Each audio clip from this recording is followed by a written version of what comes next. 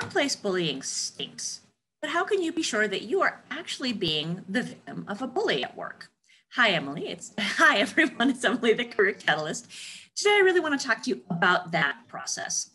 What I see often is that we tend to blame ourselves when we are in very toxic work situations. And the truth is, it is not your fault. So I want you to be really clear on that. And I also want to talk to you about some of the ways that you can tell that you are being bullied in your workplace. So the first thing you'll really notice if this is happening for you is that you feel really, really uncomfortable going to work, and typically around one person in particular, or in worst cases, a certain group of people. This is really our initial kind of foray into workplace bullying. We start to feel like there's a particular person who causes in us kind of feelings of dread and concern. And the problem is that what we tend to tell ourselves is that this is somehow on us. Like, we're not getting along with this person and we should do better. We must be misunderstanding the person, et cetera, et cetera. But if you are really beginning to feel this way, pay attention and start keeping some notes for yourself. One of the things that you will fairly often notice with a workplace bully is that you start getting gaslighted at work. If you're not familiar with that term, gaslighting is when someone behaves in a particular way when you can see it and then insists that that is not the case. So for example, the person will tell you, you need to do a particular set of tasks. And when you complete them, the person will often publicly berate you for doing the wrong thing or for doing the tasks wrong. This is kind of classic work gaslighting. It's a really, really bad feeling. One of the places a lot of my clients will find this happening is around issues regarding identity. So for example, people will be misgendered or be told racist or sexist things by the workplace bully, only to have that person say that they're making it up.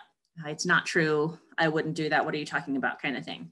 So that's kind of what it could potentially look like on that front. Another thing that you'll really notice with a workplace bully is that you're going to be feeling continuously undermined in your job capacity.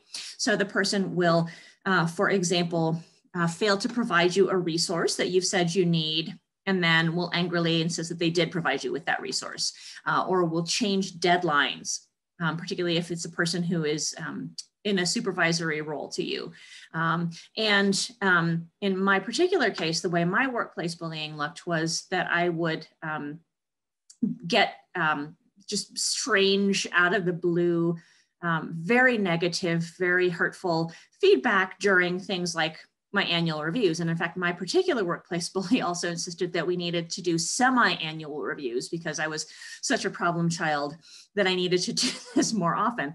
But the content of those reviews was always stuff that I had no way to anticipate and no particular way to navigate. And so that's another sign that that is what is going on for you. And then usually what you'll find is that if you seek evidence for some of the content of what the bully has said, it's either not there or it's very much hearsay. It's everyone is saying this about you kind of feedback. And so, be really on your guard when that stuff starts happening to you, and definitely begin to document it, even if it's just in a journal.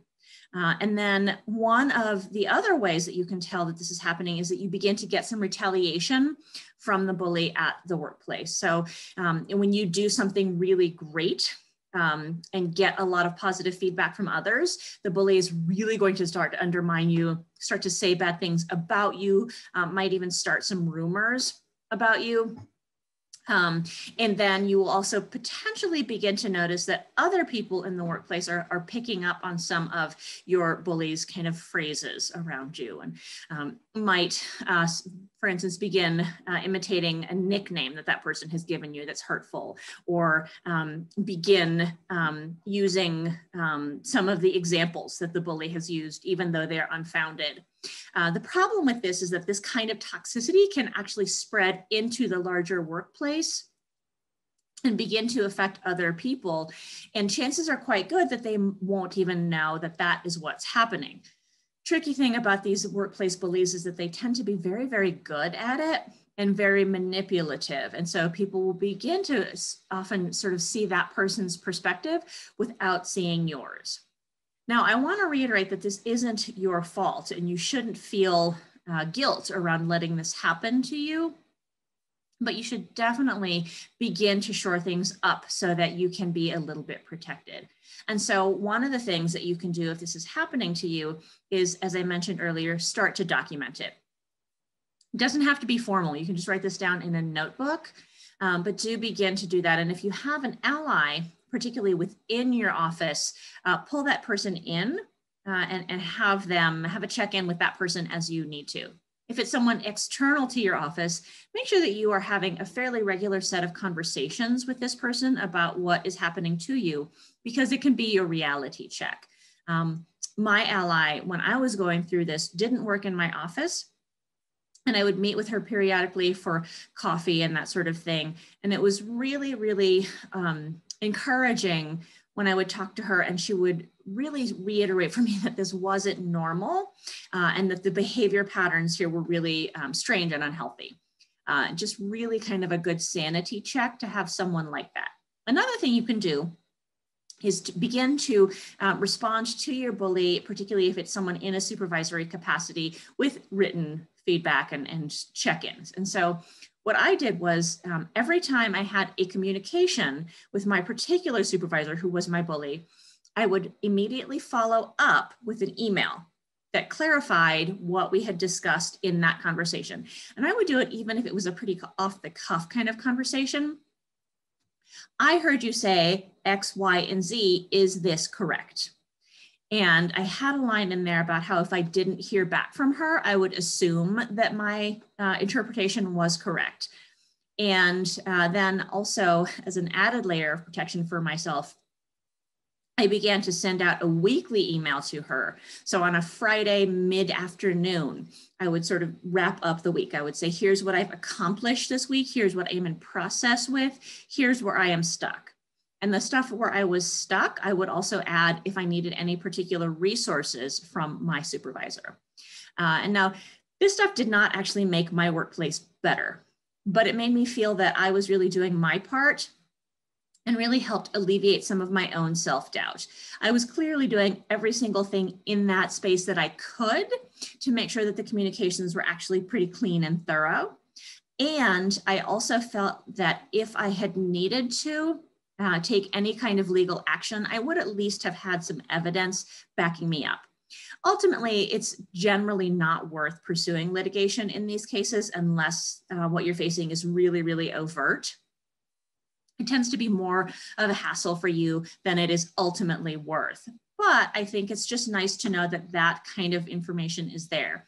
And if you do have a different person in the office, maybe someone who's even higher up than your particular bully, you absolutely can include that person in these conversations. And in fact, if you feel really uncomfortable with it, you can blind carbon copy that person on these notifications as well, just as an added layer of protection for you.